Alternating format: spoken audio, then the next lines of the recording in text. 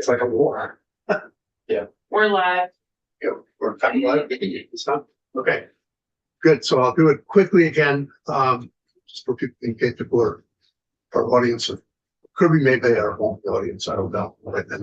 But provision in the Federal Budget Act that allows states to set up one or more nonprofits that are sanctioned. I believe that to be sanctioned by the governor. We can clarify that.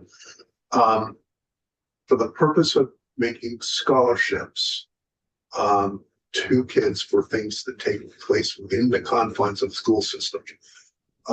It actually has the potential for the purposes to be very broad, some of which we may not want to engage in. And so we've narrowed, we meaning me, narrowed at least this starting point for discussion to be focused on underprivileged kids and opportunities for after school, summer tutoring, etc. What makes this different than a normal nonprofit, which, saying I'll set up a nonprofit would be no big deal because there's thousands. The difference here is that if people contribute to it, gain a tax credit as opposed to a deduction. And the difference between those two being effectively, if it's a tax credit, you get your money back because you get to take it off your taxes the next year, the full amount that you donate. So, as opposed to getting, depending on your bracket, a 20% deduction, even if you qualify, by the way, here you simply get a tax credit. So the potential, I think the thinking at the time this passed Congress was this nationwide was going to be billions of dollars. And I want to make sure that if that's the case, Vermont is accessing some of those billions of dollars. And so it has, and Kirby will walk through this, but it has pretty high income eligibility. You can gain access to these funds with family income up to like 300% of median or something like that. That's correct. So, and which is fairly high. But so the thinking is that very often, as one person, one educator put it to me when I was talking to them down in Bennington a couple of years ago, the goal for us as a state or with education is to provide true middle-class opportunities to underprivileged kids, whether through the entirety of the school system.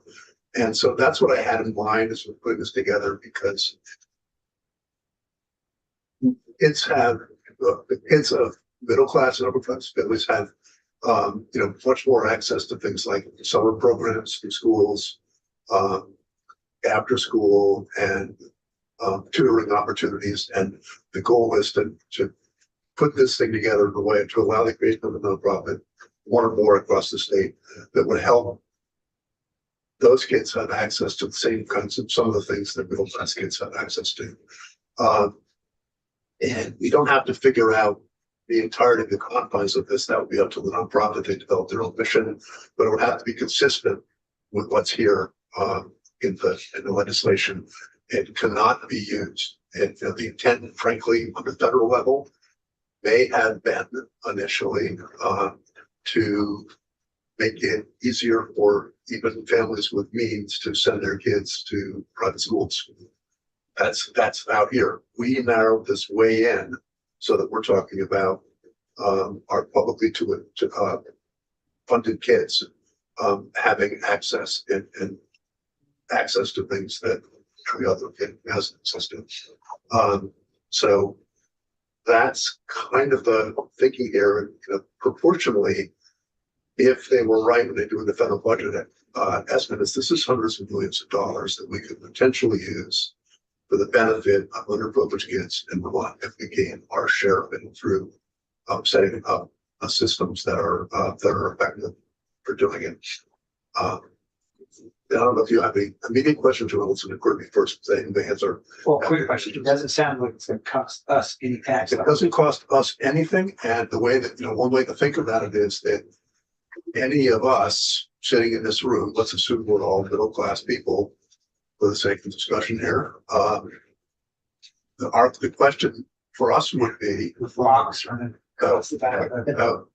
would you rather give your $1,700 a year, by the way, that's the amount, would you rather give your $1,700 a year to the federal government? Would you rather give it to a system that's going to help with the privileged kids in Vermont? Because it doesn't cost you, in the end, it doesn't cost you.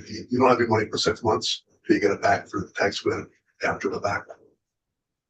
So is it gonna be, first of all, is it federal income tax that you're gonna get the Yes, credit on? it's federal. Okay. Yeah, it's federal. And then I remember the marijuana tax discussion about the poison pill, where it had to go to nonprofits after school. And if they didn't want to channel through the LEAs. And if it did, legislature could have changed that, but then there was a poison pill. I don't think there's Okay, any connection to that here. This so, is, so will this be channeled through the LEAs or? no, child through a nonprofit. It would have to be created for this purpose, by the way. It can't be 90% of the effort of the nonprofit has to be to distributing funds to kids for these programs. Then you could theoretically set it up as another nonprofit hanging under an existing nonprofit. And I had once thought about that on a statewide basis in place. So there's a question about whether, well, anyway, we won't go to too many questions yet. Let's like Kirby walk through it, then we can make sure we understand it. And so Kirby, you're on. Okay, great. Yeah, so I thought I'd start by going through the federal law and letting you know what that's about, and then getting into the Vermont bill we have here. If that sounds good. So as the chair mentioned, there's just to tell you where it is in the federal tax code, there's a new section 25 big F that we're talking about that creates a new non-refundable tax credit at the federal level. A state has to voluntarily opt into making this, we'll call it a program, this tax credit program, available for their state.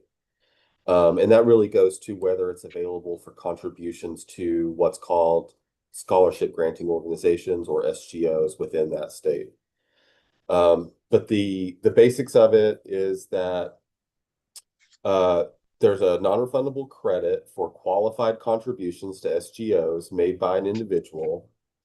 And a qualified contribution is a charitable contribution that's made in cash, as in you can't donate your car or something like that. And the SGO uses that contribution to fund scholarships for eligible students, and we'll get into what that means. And the scholarships have to be solely for students within that state. So any Vermont SGO would have to be for Vermont students, right? So for a contribution made by a taxpayer to an SGO in a state to be a qualified contribution for the credit, the state must have voluntarily participated, as I said.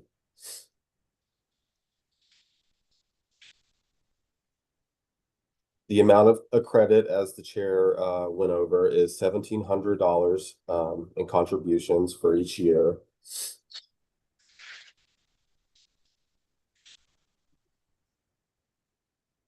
And the credit's allowed to be carried forward at the federal level for up to 5 years as well.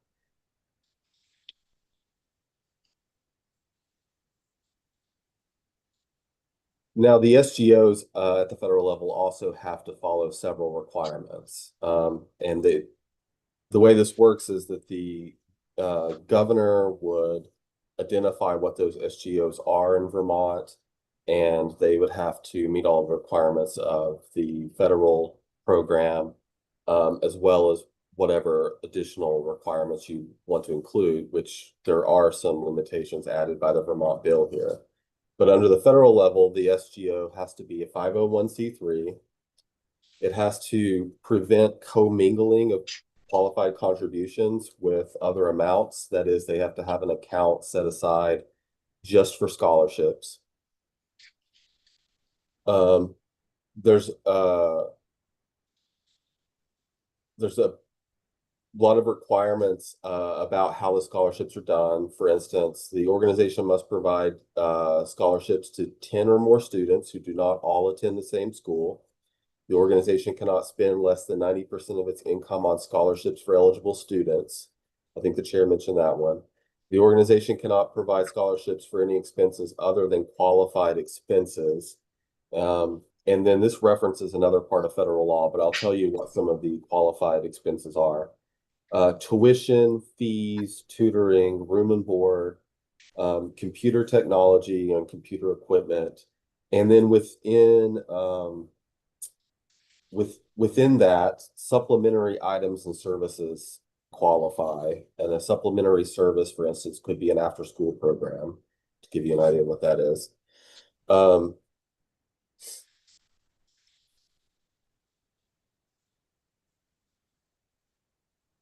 The organization must also provide scholarships to eligible students with a priority for students awarded a scholarship the previous school year. So I guess that is to encourage the continuation of a scholarship student, so that they're, supported every year that they need. And also a priority for any eligible students who have a sibling who was awarded a scholarship from such organization. So I guess that's to help households provide the same education level for all their students. There's at least one more requirement here. The SGO has to be included on the list submitted by the state. So that's the other requirement, which we've covered.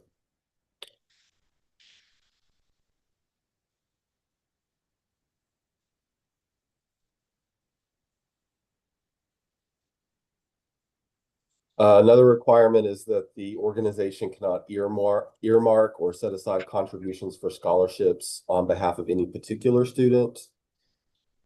And the organization must verify the annual household income and family size of eligible students who apply for scholarships to ensure such students meet the area median gross income requirement.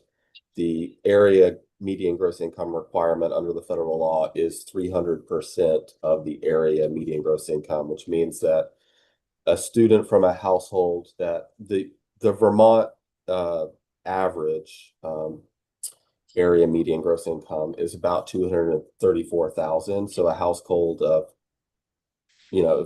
this is going to be based on county by county, but on average, a student wouldn't be eligible if their household income was more than about 235,000. The organization must also limit the awarding of scholarships to eligible students who are members of a household for which the income does not exceed the amount established. I'm not sure why the IRS put that in there twice, but there you go. And then there's this provision about disqualified persons, which relates to that's something the IRS has to still figure out, but it's if someone's making a lot of contributions to the SGO can't then in turn provide scholarships to that person. So that's kind of a niche thing there. So as I mentioned before, there's also this thing about the state lists, which is what this bill gets at. The way this scheme is kind of set up is that each year the governor or some other entity that the state establishes, it doesn't have to be the governor, by the way, you could in this bill appoint some other entity, but the entity has to provide to the U.S. government every year, not later than January 1, a list of the scholarship granting organizations that it has vetted and has deemed eligible for this program.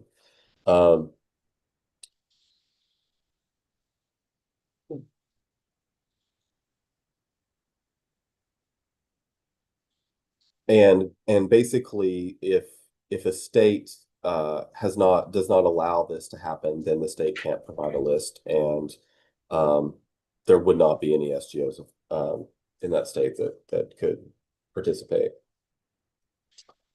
One more thing to note, would be that the IRS has to still put out regulations and guidance about this. They're in that process now.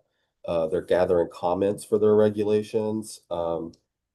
Some of the things that I've seen that they're gathering information about and that they can provide further detail on is the 90% of income spent by the SGO rule that I mentioned a moment ago. They're going to have to dive into that more deeply. They're going to have to figure out how to deal with multi-state organizations. So SGOs that span multiple states.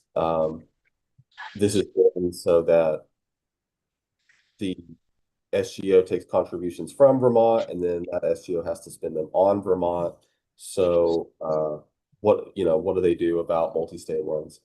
And then the reporting and record keeping, the sort of compliance side of this has to be fleshed out a bit more by the IRS. And any of this other stuff could also be included in future regulations, but I think those things in particular are definitely going to be hashed out more.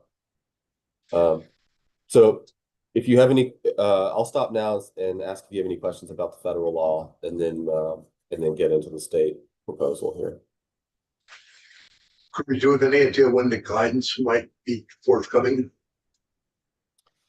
They started early December, this is that they were going to do guidance, and they're collecting comments now.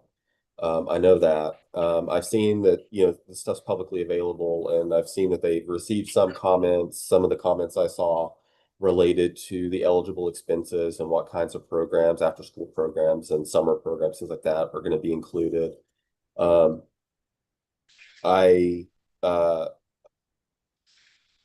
Just guessing, the rulemaking process could take 6 months or so maybe summertime, but maybe earlier, or at least a proposed rule may come out earlier, not the final version. Okay. So let's just do a quick walkthrough then. All right, let's do it. Would you like me to share screen? You don't need to. We have copies. Okay. Just tell us which section we're in. Okay. So Section 1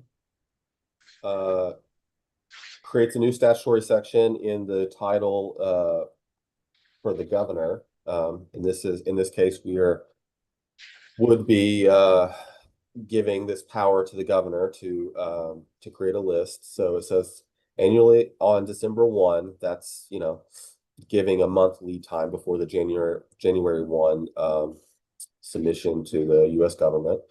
The governor or designee may elect to provide a list of organizations that satisfy the conditions of subsection B, which is, we'll get into, of course, of this section, to the U.S. Secretary of Treasury for purposes of making the federal qualified elementary and secondary education scholarship tax credit available for Vermont taxpayers.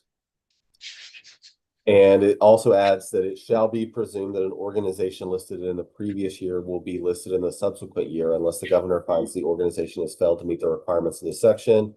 That provision is intended to give some stability to these organizations so that they know, and their donors know, I think more specifically, that, hey, my contribution could, if I contribute to this SGO, it's been recognized in the past, so there's a good chance that it'll be recognized next time, and I'll be able to use that contribution towards the $1,700 tax credit. So that's why that provision exists. Subsection B here on page 2. As the chair mentioned before, this bill further limits the requirements beyond the federal ones that we were talking about. So it says an organization shall not be listed unless the organization meets the following criteria. Number 1, it qualifies as a scholarship granting organization. That is a given because that is one of the federal requirements. 2, it is a nonprofit organization. Again, nonprofit organization is a federal requirement, but it further elaborates and says, with a core mission of providing educational opportunities to economically underprivileged students through after-school, summer tutoring, and similar programs. So that's Kirby, just before you and I forget this, there should be a comma after summer. because it's after school programs, summer programs, and tutoring. It's not Okay. summer tutoring. That, I didn't pick up on that before, but just so we don't forget.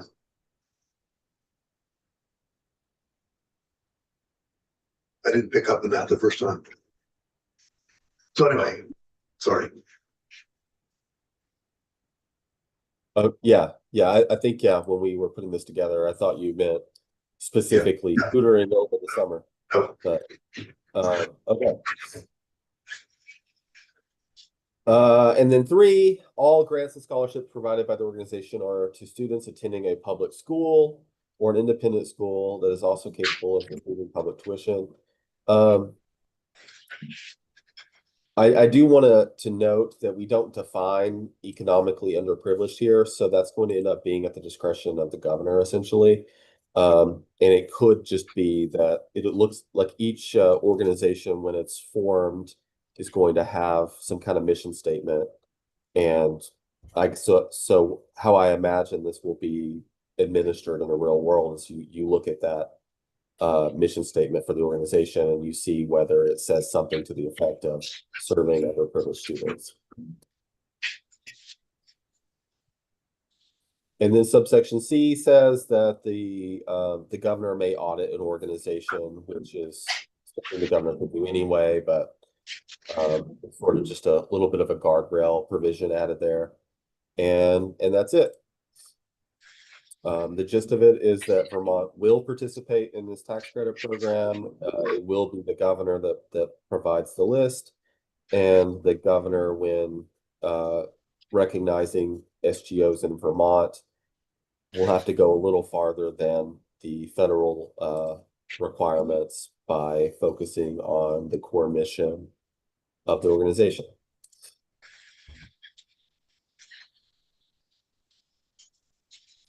Yes. Could BZAC play a role in this, or is their designation different than its intended? I don't know. It would have to be, they would have to hang another nonprofit underneath it to meet the technical requirements of this one. So, Good, thank you. but that's so one of the questions, when I was working, I actually met with the secretary about this as well, putting this together over the summer. And one of the questions to be considered over time with this is, do you do it regionally? Do you do one statewide? There's pros and cons to each. They tend to give more locally than they do regionally. On the other hand, if you do it regionally, some of the areas of the state that need it the most might have less access. So there's something we have to think through as we put this together. And we're not going to dictate anyway, the governor will have but we might, it's possible that out of the box, we want to think about how to get one running on a statewide basis.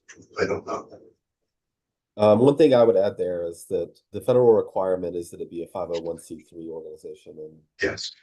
government entities are not recognized as 501c3s. But Yeah. Okay. yeah. So, and Kirby,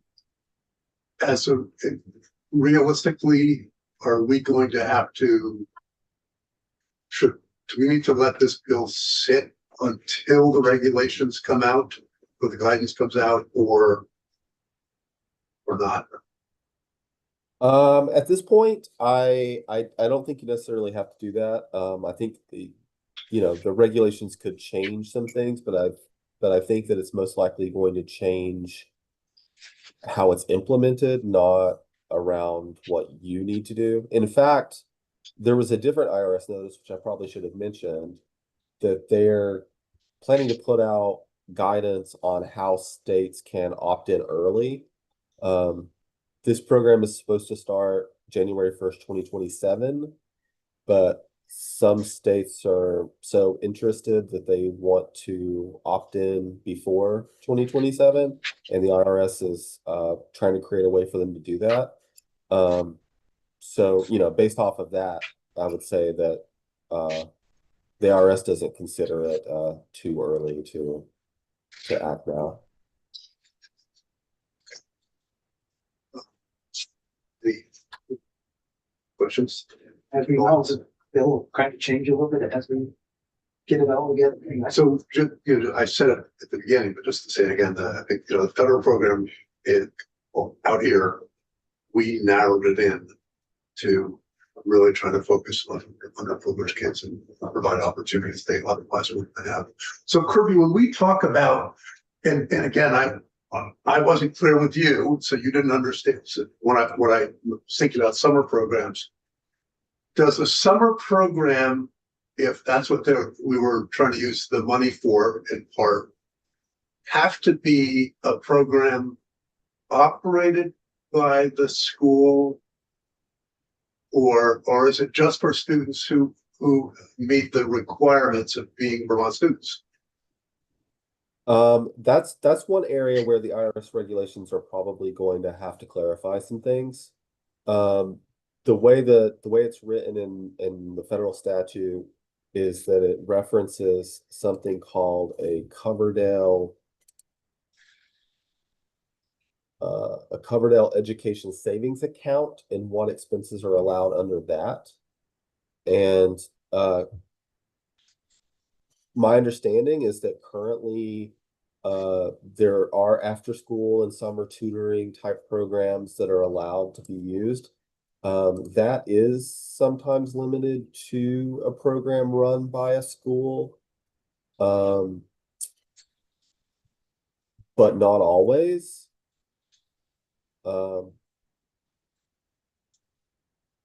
So I guess my answer to your question is I'm not sure. It's kind of an open question. I think there are organizations interested in having the IRS answer that. Okay. I think that doesn't prohibit you from moving forward. It just might be that these IRS regulations end up not allowing some of the uses you would hope to allow it for. But And the same would actually be true for after school. That question's almost the same, right? Yeah, I mean, after school, I think is more an after school program run by the school is definitely part of that Coverdell allowed expenses. It's summer and then it's like what kind of other organizations can run programs. But I know that there's some lobbying to the IRS right now to allow that to be expansive under this program, including having even for-profit after-school programs and things like that count. Okay. Good. Can you think of anything or anybody we should? Well, I'll talk to you later. We'll think about. Think about if we take more testimony and maybe the secretary in particular. Yeah. Okay. Any other questions? Nothing else. Okay. Thank you, Kirby. Sure. So thanks. Sorry to get you. I don't know if we got you out of bed or not, but anyway. Have a great day.